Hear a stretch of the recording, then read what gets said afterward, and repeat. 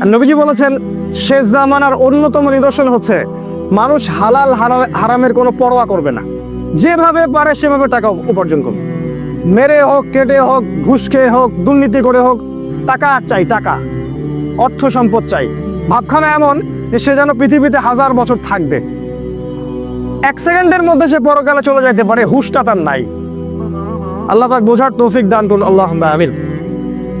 নবী সাল্লাল্লাহু আলাইহি ওয়াসাল্লাম আরো বলেছেন শেষ জামানার অন্যতম নিদর্শন হচ্ছে জিনা, মানে নারী আর পুরুষ অবৈধ সম্পর্কে লিপ্ত হবে। এখন দেখবেন ঘরে ঘরে জিনা। আর এই জিনার মাধ্যম কি? মাধ্যম ওই যে আপনার টেলিভিশন, আপনার ইন্টারনেট, আপনার ওই যে পরকীয়া, আপনার ছেলে নারী পুরুষের একসাথে চলাফেরা করা, ফ্যামিলিস্ট রেভলিউশন, মেয়েদের বেপর্দা হওয়া, একসাথে ছেলে মেয়েদেরকে পড়াশোনা করানো, এগুলো সবই জিনার কারণ। এবং আমাদের নবীজি বলেছেন জিনা থেকে তওবা না করা পর্যন্ত একজন ব্যক্তি পরিপূর্ণ মুমিন হতে পারে না। যখন মানুষ এই জিনার মধ্যে লিপ্ত থাকে তখন সে পরিপূর্ণ মুমিন থাকে না। কিয়ামতের অন্যতম নিদর্শন যে জিনা বাড়তে থাকবে, ধর্ষণ বাড়তে থাকবে, ইফটিজিং বাড়তে থাকবে, মেয়েদের বেপরদামি বাড়তে থাকবে। এগুলো দেখেন, চোখের সামনে দেখতে পারবেন। দেশে ধর্ষণের কি অবস্থা দেখতে পাচ্ছেন না?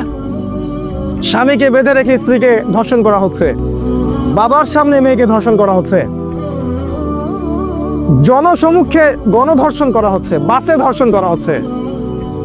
আর যেহেতু ইসলামিক কোনো অনুশাসন নাই এই সমাজে, ইসলামের অনুশাসন ছিল কেউ ধর্ষণ করলে তাকে মৃত্যুদণ্ড দিতে হবে, জনসমক্ষে মৃত্যুদণ্ড দিতে হবে। সেটা যেহেতু আমরা বাস্তবায়ন করতে পারিনি, এই জন্য পাপের কোনো শাস্তি হচ্ছে না, এই জন্য পাপীরা লাই পেয়ে যাচ্ছে।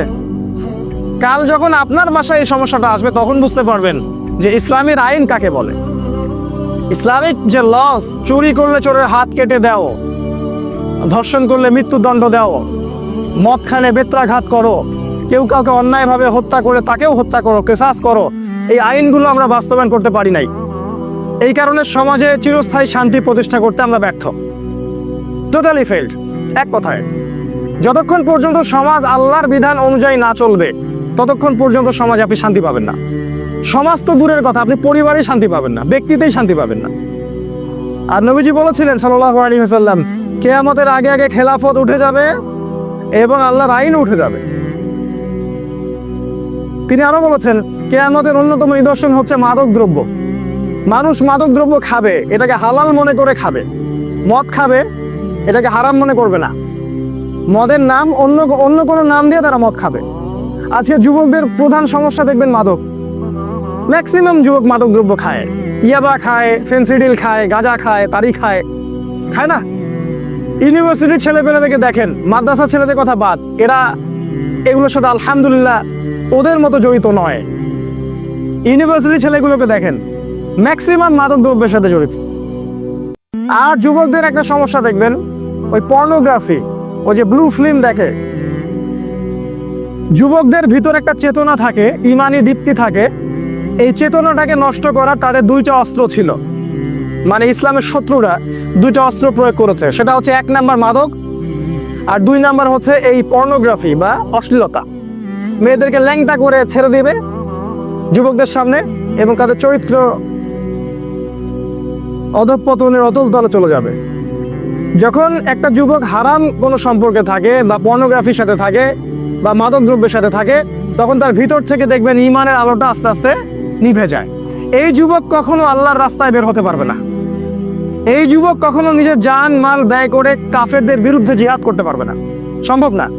ওরা খুব ভালো করেই জানে যুবকরা আমাদের জন্য থ্রেট, মানে হুমকি। এই জন্য যুবক সমাজের ইমানটা তারা নষ্ট করে দিয়েছে। সবই সুপরিকল্পিত। এই পুরো কাজগুলো নিয়ন্ত্রণ করা হচ্ছে পশ্চিমা সভ্যতা থেকে। আপনার আমেরিকা বলেন, ইসরায়েল বলেন, ব্রিটেন বলেন, এই ফ্রান্স বলেন, সবাই একসাথেই ইসলামের বিরুদ্ধে প্রোপাগান্ডায় লিপ্ত আছে। আর বিগত 100-200 বছর থেকে আমরা ঘুমাই আর হালুয়া রুটি খাই আর সেমাই খাই, আপোষে মারামারি করি, মসজিদ ভাগ করি, এই করি, এই আমাদের কাজ। আর এগুলোকে আমরা বড় জিহাদ মনে করি। হানাফি ভাই সালাফিকে দেখতে পারি না, সালাফি হানাফিকে দেখতে পারি না, এই দল সেই দল, এই তরিকা সেই তরিকা, একজনের সাথে আরেকজন ওঠা বসা নাই, চলাফেরা নাই, এমনকি সালামটা পর্যন্ত দেই না। সুবহানাল্লাহ। আমাদের নবীজি বলেছেন যে একজন ব্যক্তি জান্নাতে যেতে পারবে না যতক্ষণ না সে মুমিন হয়, আর ততক্ষণ একজন মুমিন হতে পারবে না যতক্ষণ একজন মুসলিম আরেকজন মুসলিমকে ভালো না বাসে। তিনি বলছেন, আমি কি তোমাদেরকে জানিয়ে দেব, আলা আদুল্লুকুম বিশাই, এমন কিছু তোমাদেরকে জানিয়ে দিব যেটার দ্বারা তোমরা একে অপরকে ভালোবাসতে পারবে? সাহাবীরা বলেন, জানিয়ে দিন ইয়া রাসূলুল্লাহ। তিনি বলেন, তোমরা সালামের প্রচার করো, খালি সালাম দাও, মানুষকে সালাম দাও। এই সালামটুকু দেন, ভাই ভাই মহব্বত হয়ে যাবে সব। নবীজি আরো বলেছেন, দেখেন আমাদের মাঝে কিন্তু মৌলিক বিষয়ে তেমন কোনো পার্থক্য নাই, হয়তো কিছু কিছু ইখতিলাফি বিষয় আমাদের মাঝে পার্থক্য আছে, যেটা সাহাবীদের যুগ থেকেই ছিল। এর জন্য এই না যে আমাদেরকে আলাদা হয়ে যেতে হবে, তুমি এমন একটা ভাব পড়ে যে সে মুসলিমই না। দুঃখজনক, এগুলো দুঃখজনক। নবীজি বলেছেন, কিয়ামতের আগে এই উম্মাহ ৭৩টা দলে বিভক্ত হয়ে যাবে।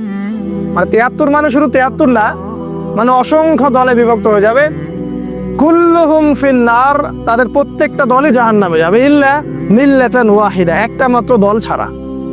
কিলা, বলা হলো, মান হিয়া ইয়া রাসূলুল্লাহ, ওই একটা মাত্র নাজাতপ্রাপ্ত দল কারা হে আল্লাহ রাসূল সাল্লাল্লাহু আলাইহি ওয়াসাল্লাম? তিনি বলেন, মা আনা আলাইহি ওয়া আসহাবি, আমি যার উপরে আছি এবং আমার সাহাবীরা যার উপরে আছে। মানে আমাদের প্রতিটা কাজ যদি রাসূল এবং সাহাবীদের সাথে মিলে যায়, আলহামদুলিল্লাহ আপনি সেই দলের মধ্যেই আছেন। আপনি হয় গাইবান্ধায় থাকেন, আর রংপুরে থাকেন, আর বাংলাদেশে থাকেন, আর পাকিস্তানে থাকেন, এটা বড় কথা না। আপনার আদর্শ ঠিক আছে কিনা, এটা বড় কথা। মুসলিম উম্মার এই বিভক্তি কিয়ামতের একটা আলামত। তিনি আরো বলেছেন সাল্লাল্লাহু আলাইহি ওয়াসাল্লাম, কিয়ামতের আগে সত্যবাদীকে বলা হবে মিথ্যাবাদী, আর মিথ্যাবাদীকে বলা হবে পরম সত্যবাদী। যত মিথ্যা মিডিয়ার মাধ্যমে যত মিথ্যা প্রচার করা হয়, আর আমরা গরু ছাগলের মতো মুসলিমরা এগুলা গিলি খেলে। মুসলিমদেরকে মিডিয়া বানিয়ে দিল সন্ত্রাসী এবং জঙ্গি, আর আমরা ওদের সাথে তালে তাল মিলিয়ে শব্দগুলো আমরাই বলি। ওরা সারা বিশ্বে লক্ষ লক্ষ মানুষকে মেরে ফেললো, আফগানিস্তানে, পাকিস্তানে, ইরাকে, ইরানে, এই যে মায়ানমারে, চায়নায়, সিরিয়ায়, ইয়েমেনে। ওরা কেউ জঙ্গি না, ওরা কেউ সন্ত্রাসী না। যখন মুসলিমরা বলে আমরা কোরআন এবং সুন্নাহর উপর থাকতে চাই, আমরা আল্লাহর বিধান বাস্তবায়ন করতে চাই, তখনই আমরা জঙ্গি আর সন্ত্রাসী হয়ে যাই। এই মিডিয়ার মধ্য দিয়ে সত্যকে মিথ্যা বানানো হয়েছে, আর মিথ্যাকে সত্য বানানো হয়েছে। পৃথিবীর সবচেয়ে ফাসেক, জালেম, মুনাফেক যে, তাকে বলা হচ্ছে মিডিয়া এটা পরম সত্যবাদী, মহাপুরুষ। অথচ জীবনে একমাত্র নামাজও সে কখনো পড়ে নাই। বাক স্বাধীনতার নামে আজকে রাসূল সাল্লাল্লাহু আলাইহি ওয়াসাল্লামের নামে কটূক্তি করা হচ্ছে, তাকে অপমান করা হচ্ছে, তার কার্টুন আঁকা হচ্ছে, আর আমরা মুসলিমরা বসে ঘরে বসে হালুয়া খাচ্ছি। আমরা কিছু বললেই এটা হয়ে যাচ্ছে আগ্রাসন, মৌলবাদী। আর ওরা এরকম হাজারটা কাজ করলেও এটা বাক স্বাধীনতা, মত প্রকাশের স্বাধীনতা। আসলে ভাই ঈমান সেই জায়গায় আর নাই। মৃত্যু হলেই বুঝতে পারবেন যে কোন জায়গায় ঈমান ছিল। আল্লাহ পাক বোঝার তৌফিক দান করুন। তিনি বলেছেন, কিয়ামতের আগে আমানতদার ব্যক্তিকে বলা হবে খেয়ানতকারী, আর খেয়ানতকারী ব্যক্তিকে বলা হবে পরম আমানতদার। যারা সবচেয়ে বড় দুর্নীতিবাজ, ওদেরকে বলা হবে মহাপুরুষ, খুব ভালো মানুষ, হাজী সাহেব। আর যারা বড় বড় আলেম ওলামা স্কলার, তাদের অবস্থা দুই জায়গায় হবে, হয় মাটির তলে, না হলে জেলখানায়। ইমাম ইবনে তাইমিয়া রাহিমাহুল্লাহ সালাফি মানহাজের অনেক বড় একজন আলেম, আপনারা সবাই তার নাম জানেন।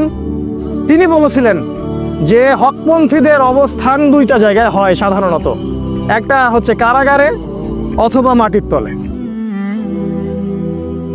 তিনি আরো বলেছেন, রাসূলুল্লাহ সাল্লাল্লাহু আলাইহি ওয়াসাল্লাম, কিয়ামতের আগে হত্যা বাড়তে থাকবে। হত্যা মানে একজন মানুষকে হত্যা করা হবে, মানুষ জানবে না আমাকে কেন মারা হচ্ছে, আর যে হত্যা করবে সেও বুঝবে না কেন ওকে মারলাম। হত্যা, হারাজ। সাহাবীরা জিজ্ঞাসা করলেন, ইয়া রাসূলুল্লাহ, হারাজটা কি জিনিস?